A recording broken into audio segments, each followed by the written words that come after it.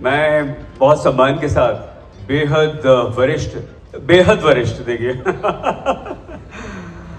अशोक चक्रधर जी को आमंत्रित करूं, जिन्होंने इस हास्य व्यंग की विधा को हिंदी साहित्य में एक ऊंचा मुकाम दिलवाया। हिंदी भाषा के जो संस्कार हैं उनसे कभी आपने समझौता नहीं किया। जोरदार तालियों के साथ स्वागत कीजिए अशोक चक्रधर जी का। दोस्तों,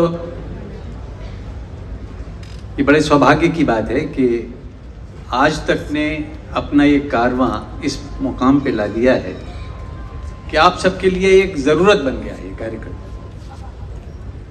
और यहाँ आकर एक सबसे अच्छी बात क्या होती है कि लोग सच बोलते हैं, अपने मन में जो आता है वो बोलते हैं। मैं आभारी हूँ कि इन्होंने कोई बहुत ज़्यादा अतिशयोक्ति मेरे बारे में शहीद ने नहीं की, लेकिन फिर भी अखर गई। सच बोलने वाले पे उंगली उठाई गई। मैं बताना चाहता हूं आज समाज को, इस देश को, कि सुरेंद्र शर्मा मुझसे 5-6 साल बड़े हैं और मैंने सदैव माना है कि मैं छोटा हूं, लेकिन कई बार छोटी बात कर जाते और ऐसा वो उनको जवाब देने की जरूरत नहीं है। कई बार बड़प्पन दिखाते हैं कई बार तो दोस्तों देखिए, एक सच्चाई है।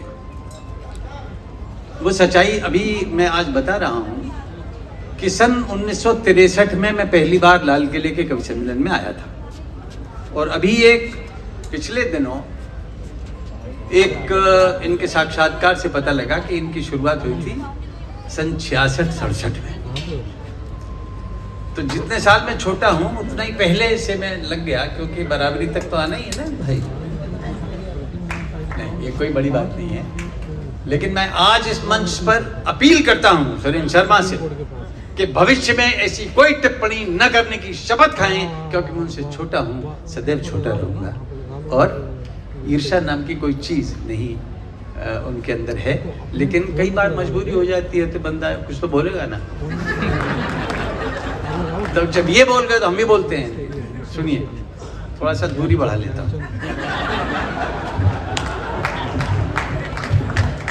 इसलिए कि दिखेंगे। तन की दूरी बढ़ा सकता है, मन की दूरी थोड़ी बढ़ा पाएगा।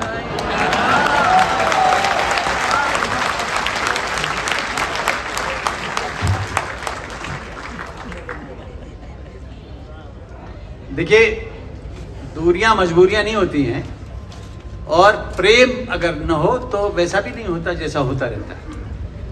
अगर प्रेम न होता तो ये पत्नी से इतना न लड़ते, प्रेम न होता तो उनके विरुद्ध कोई ऐसी वैसी बात न कहते जिस पे आप लोग हंसते। तो ये विशुद्ध प्रेमी आत्मा है। तुम भी जलते, हम भी जलते, तुम भी जलते, हम भी जलते, इतने घुले मिले थे कि एक दूसरे से जलते न थे। वाह! न तुम खल थे न हम खल थे, पूरे आदमी। न तुम खल थे न हम खल थे, इतने खुले खिले थे कि एक दूसरे को खलते न थे। वाह! न तुम जलते न हम जलते, इतने घुले मिले थे कि एक दूसरे से जलते न थे। न तुम खल थे न हम खल थे, इतने खुले खिले थे कि एक दूसरे को खलते न थे। अचानक तुम हमसे जलने लगे तो हम तुम्हें खलने लगे। तुम जल से भाप हो गए और तुम से आप हो गए।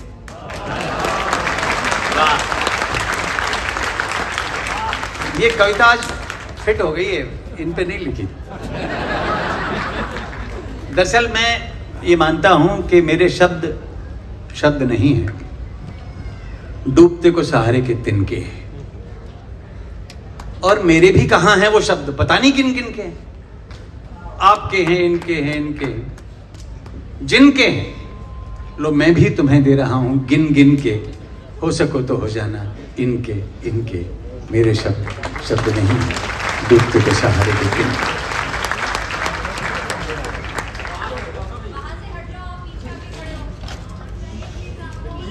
देखिए, कुछ आत्माएं व्यवधान पैदा कर रही हैं, उनसे मेरा करबद्ध निवेदन है कि पीछे बैठे लोगों को आगे आने की ज़रूरत नहीं है, इसलिए नज़र से वो आगे आ जाएं और देखें। नजराना हम दे रहे हैं। एक चाहता हूं कि अच्छा है कि पीछे कोई नहीं है। एक छोटी सी कविता है, उसका उदाहरण मेरे एक शिष्य दिया करते हैं, मेरे बारे में प्रशंसा करते हुए, नाम लेते हैं मेरा, और मैं सुनाने का साहस नहीं करता, क्योंकि क्या होता है कि माइक आगे होता है, कभी कभी पीछे होते हैं, ऐसी बात कह नहीं सकते कि कोई उल्टा अर्थ ले जाए। वो उदाहरण देते हैं कि अगर तुम्हारे पीछे कोई कुत्ता भौंके, अच्छा है सब ऐसे ही बैठे हुए, अगर तुम्हारे पीछे कोई कुत्ता भौंके तो क्या तुम रह सकते हो बिना चौंके? अगर रह सकते हो तो या तो तुम बहरे हो या फिर बहुत ही गहरे हो। या तो तुम बहरे हो या फिर बहुत ही गहरे हो। अच्छा, कुत्ता एक ऐसा प्राणी है जो सबसे ज्यादा वफादार होता है, उसकी वफादारी पे कोई उंगली नहीं उठा सकता। लेकिन तरह तरह की वफादारियां होती हैं। वफादारियां इससे तय होती हैं कि आपको अपने मालिक से क्या मिलता है। तो मेरी निगाह में एक आया कि घर पर धोबी अपने कुत्ते को गधे के सामने दुत्कारता है और घाट पर कपड़ों के साथ फटकारता है। सुनार के कुत्ते के गले में सोने की माला है। कुम्हार ने अपने कुत्ते के लिए कुल्हड़ में दूध डाला है। लोहार के कुत्ते के पास सिकी हुई बोटी है। हलवाई के कुत्ते के पास मलाईदार रोटी है। जुलाहे के कुत्ते के पास खेलने के लिए ढेर है कपास का। मोची के कुत्ते के पास जूता है आदिदास का। इन सब के पास जुगाड़ है ऐशो आराम और ठाठ का। एक निरीह धोबी का कुत्ता है घर का न घाट का।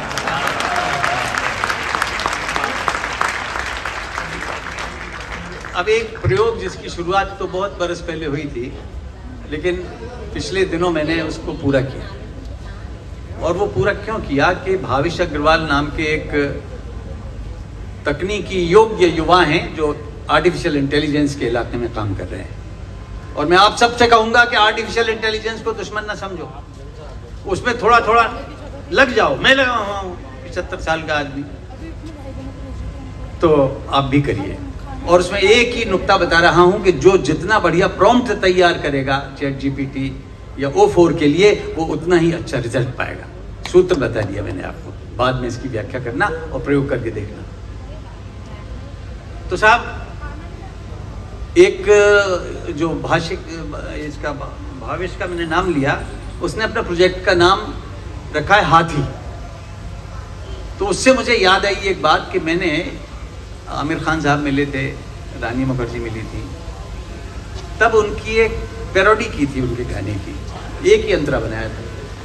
लेकिन बाद में उसको थोड़ा मैंने सुधारा और नया किया। सुधारा नहीं तो वो गीत आप जानती हैं, जानते हैं। मेरे जहन में रानी थी ना, ए क्या बोलती तू, सुना है ना? ए क्या बोलती तू, ए क्या मैं बोलूं, सुन सुना, हाथी का अंडा ला। ये तब मैंने पैरोडी उनको बताई, इतनी ये होके रह गई। तो मैंने अब ये पिछले दिन ठीक किया है इसे, सुनिए, क्योंकि हंसाने का मामला है। हंसाने के लिए तो मैं अब मेरी कविताएं और बहुत सारी आपको मिल जाएंगी। ये मुझे लगता है कि आप हंसे। अब जब मैं मान के चल रहा हूं तो आप हंस दीजिएगा। ए क्या बोलती तू, ए क्या मैं बोलूं, सुन सुना, हाथी का अंडा ला। क्या कहा? हाथी का अंडा ला। अरे तोड़ेंगे, फोड़ेंगे, फेंटेंगे, तलेंगे, ऑमलेट बनाएंगे, और क्या। ए क्या बोलती तू, ए क्या मैं बोलूं, हाय क्या मैं बोलूं, सुन सुना, शादी का पंडा ला। शादी का पंडाला, क्या कहा? शादी का पंडाला, अरे रहेंगे सहेंगे डूबेंगे बहेंगे शादी करेंगे और क्या। क्या बोलती थी। सुना, ये बड़ा रोचक है। सुना फांसी का फंदाला, शादी के बाद में सुना शादी फांसी का फंदाला, क्या कहा? फांसी का फंदाला, अरे डालेंगे झूलेंगे लटकेंगे झटकेंगे नाटक करेंगे और क्या बोलती तू? मैं ना बोलू। सुना गांधी का डंडाला, गांधी का डंडाला, क्या कहा? गांधी का डंडाला, अरे लड़ेंगे भिड़ेंगे पीटेंगे पिटेंगे दंगा करेंगे और क्या। क्या बोलती तू? मैं ना बोलू। अच्छा सुना गोबर का कंडाला, क्या कहा? गोबर का कंडाला, अरे सुलगेंगे फूंकेंगे जलेंगे मलेंगे होली खेलेंगे और क्या। क्या बोलती तू?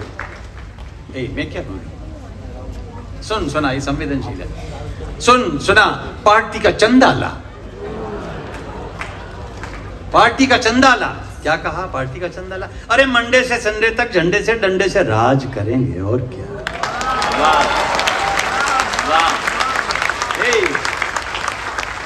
क्या बोलती थी? मैं क्या बोलूं? सुना आलू का बंडाला, बंबई में आलू बंडा होता है ना, बड़ा चटपटा होता है। आलू का बंडाला, क्या कहा? आलू का बंडाला, अरे चटनी के दोने में मिर्ची के होने में सी करेंगे और क्या। क्या बोलती तू? मैं क्या बोलूं? मिर्ची लगी? अच्छा तो सुना बोतल का ठंडाला, बोतल का ठंडाला, क्या कहा? बोतल का ठंडाला, अरे 2 स्ट्रॉ डालेंगे 2 लिप मिला लेंगे चिल करेंगे और क्या। वाह, चिल करेंगे और क्या। क्या बोलती तू? क्या मैं बोलूं? सुना अंतिम है। सुना भारत का झंडाला, भारत का झंडाला, क्या कहा? भारत का झंडाला, अरे लहरेगा फहरेगा चमकेगा दमकेगा सैल्यूट करेंगे और क्या।